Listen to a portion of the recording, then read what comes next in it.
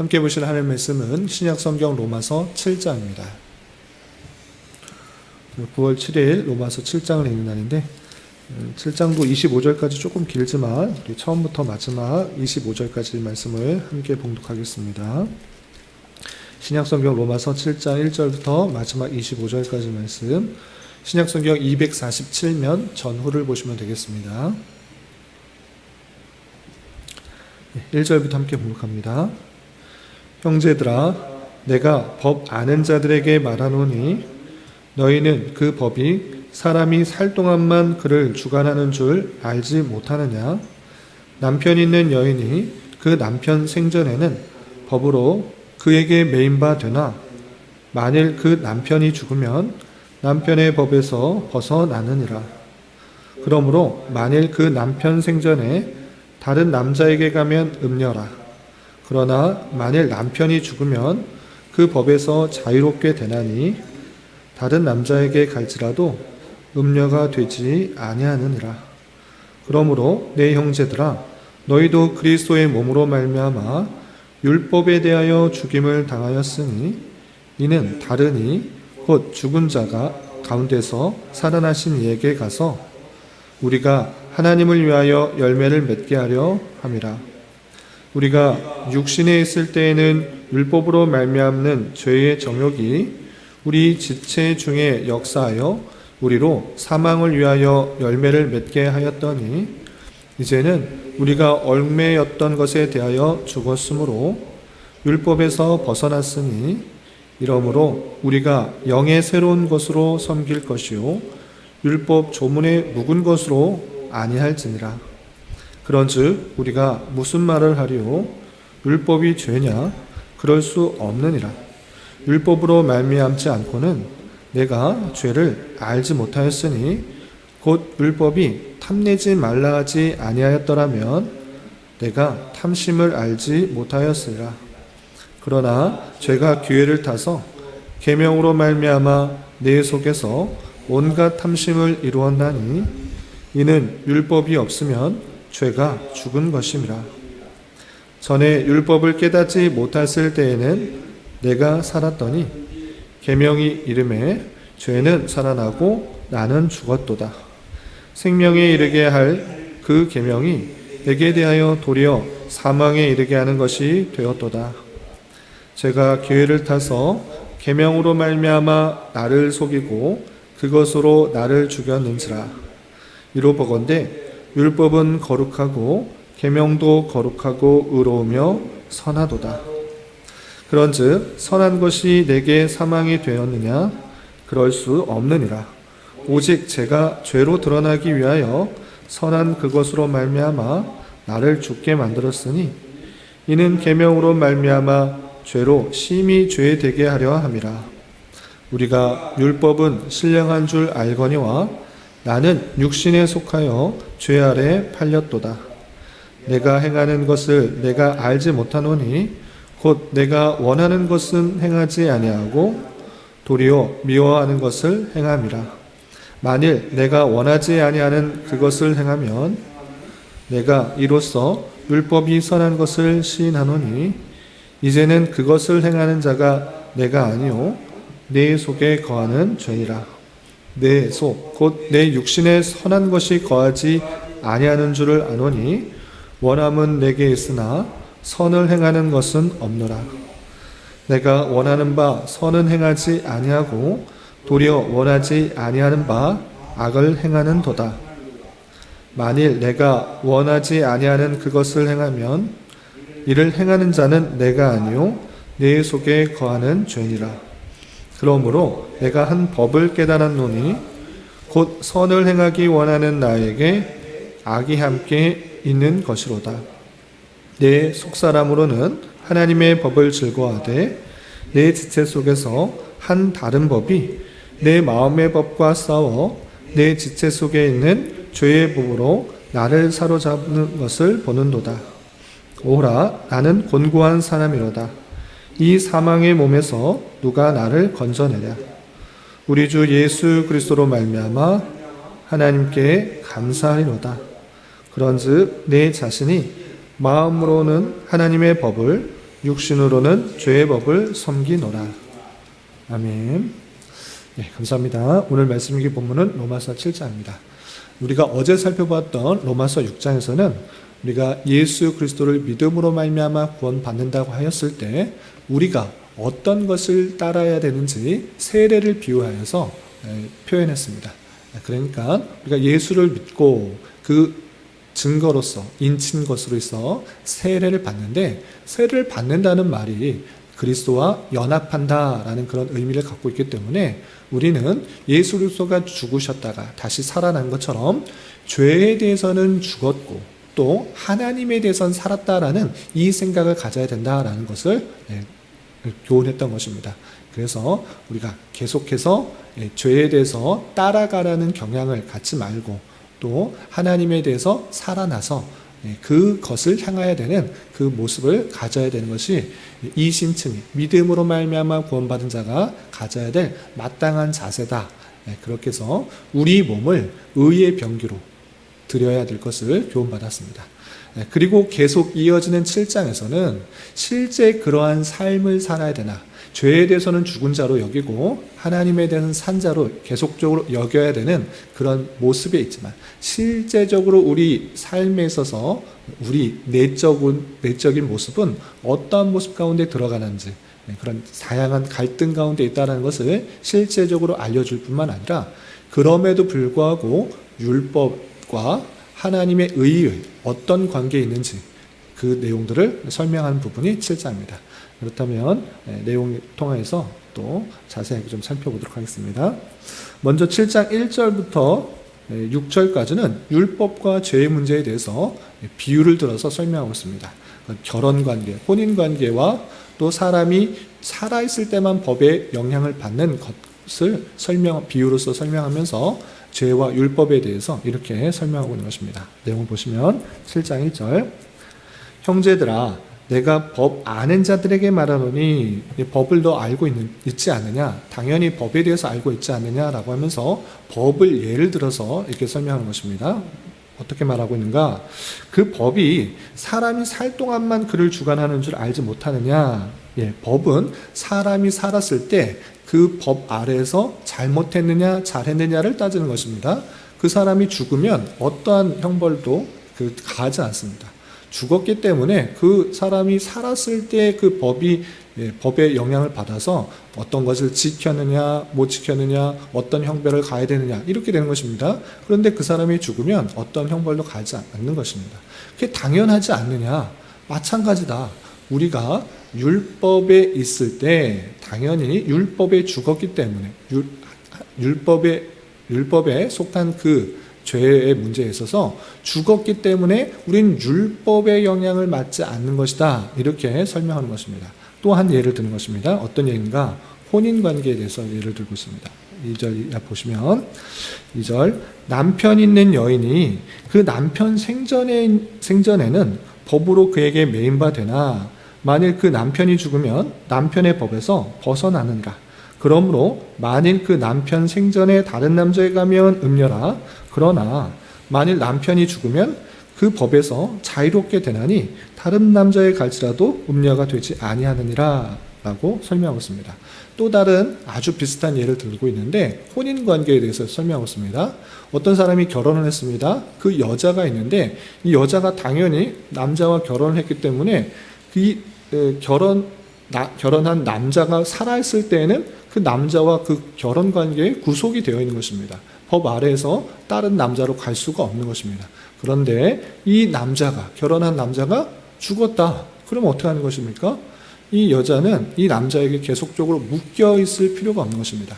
살아있을 경우에는 다른 남자에 가면 그것은 음행이고 그건 간음한 것이지만 죽었을 때에는 그 자유가 주어지는 것이 법이다.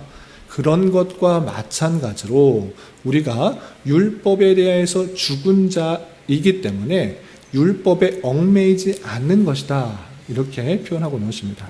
그래서 4절에 이렇게 요약하고 있는 것입니다. 4절, 그러므로 이렇게 예를 든 것처럼 그러므로 내 형제들아 너희도 그리스도의 몸으로 말미암아 율법에 대하여 죽임을 당하였으니 그리스도께서 어떻게 하셨습니까? 십자가에 달려 돌아가셨습니다. 우리의 모든 율법에 대한 죄, 율법을 잘 지키지 못한 죄가 있는데 그것에 대해서 죽었지 않느냐?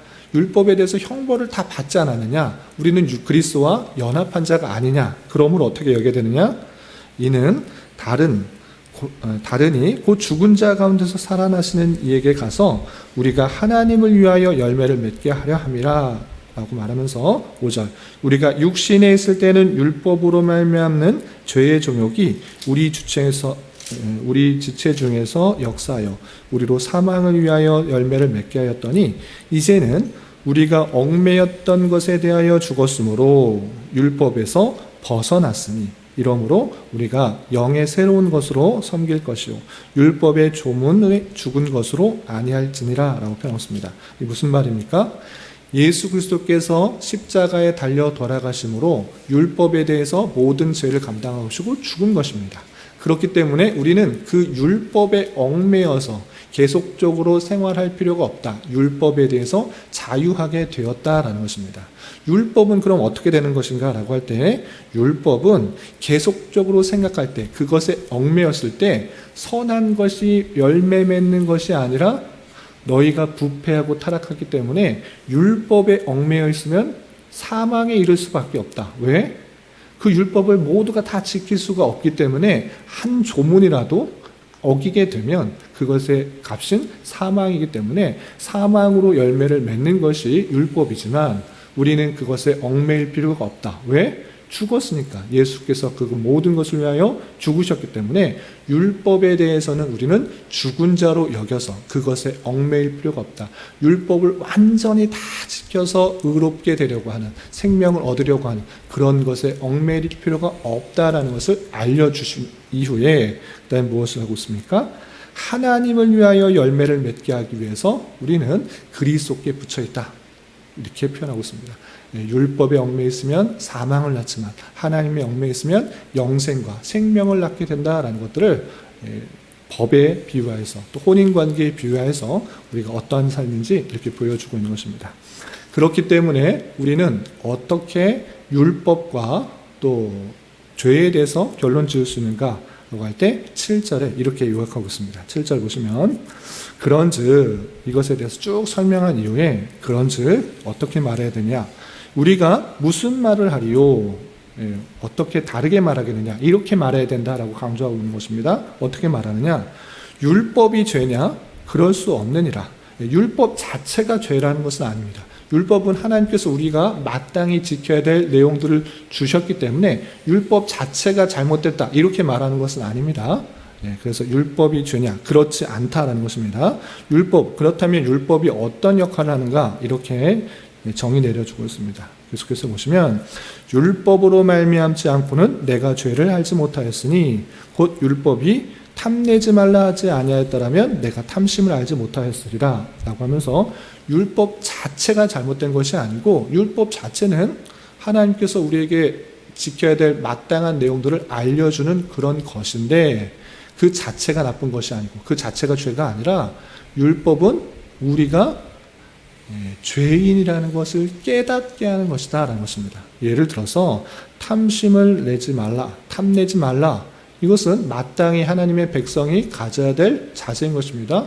하나님께서 적당하게 그 백성에게 필요에 따라 주시는데 그것에 자족하지 못하고 감사하지 못하고 또 다른 것을 내게 필요하지 않은 것을 탐낸다? 이런 것이 인간이 갖고 있는 연약함이고 죄성인데 그렇게 될 때 탐내지 말라는 그 말씀에 근거해서 내가 탐내고 있구나. 여전히 욕심이 많은 존재이구나 라는 것을 깨닫는 것이다. 죄를 깨닫게 된다. 내가 참 죄인이구나 라는 것을 밝혀주는 거고 있는 것입니다. 이렇게 율법과 죄의 관계, 율법 자체가 나쁜 것이 아니라 율법 자체가 안 좋은 것이 아니라 율법 그 자체는 하나님께서 우리에게 주신 아주 좋은 것이지만 우리가 그것에 얽매일 때는 계속 내가 죄인이고 죄인이니까 사망에 이르게 되는구나. 죄와 비참 가운데 처할 수밖에 없다라는 것을 깨닫게 해준다라고 이렇게 표현하고 있는 것입니다. 그래서 건너뛰어서 12절 보시면 다시 이렇게 정리하고 있습니다. 12절 보시면 이로 보건대 율법은 거룩하고 계명도 거룩하고 의로우며 선하도다 이렇게 표현하고 있습니다. 우리가 율법을 따를 필요가 없다. 율법에 얽매일 필요가 없다. 이렇게 말하면 잘못 생각하고 있을 수 있습니다. 무엇입니까?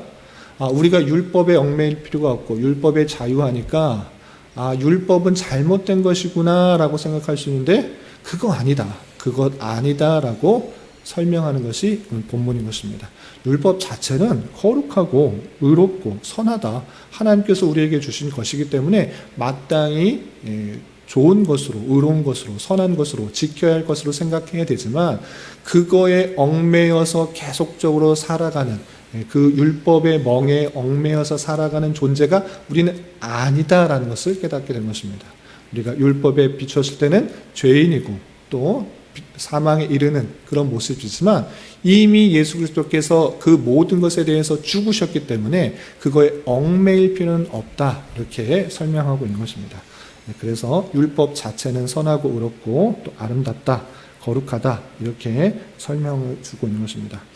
그렇다고 해서 우리가 율법을 무시하는 것이 아니고 선하기 때문에 계속적으로 하나님께서 주신 그 율법을 지키려고 하는 모습들이 드러나야 하는데 우리는 어떠한 모습 가운데 실제적으로 있는지 계속해서 바울은 이렇게 설명하고 있는 것입니다.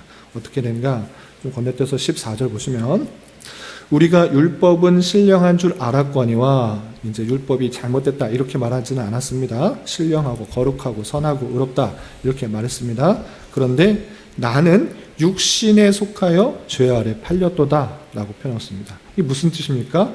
율법의 선함들을 깨닫고 그것을 지켜야 되는구나 라는 것을 깨닫는데 실제적으로 내 마음속에는 어떠한 모습들이 있는가? 15절 이하 보시면 내가 행하는 것을 내가 알지 못하노니 내가 왜 이렇게 행하는지 모르겠다라고 하는 것입니다. 왜 너가 어떻게 행하길래 그렇게 알지 못하겠다고 말하느냐 보시면 곧 내가 원하는 것은 행하지 아니하고 도리어 미워하는 것을 행함이라 했습니다.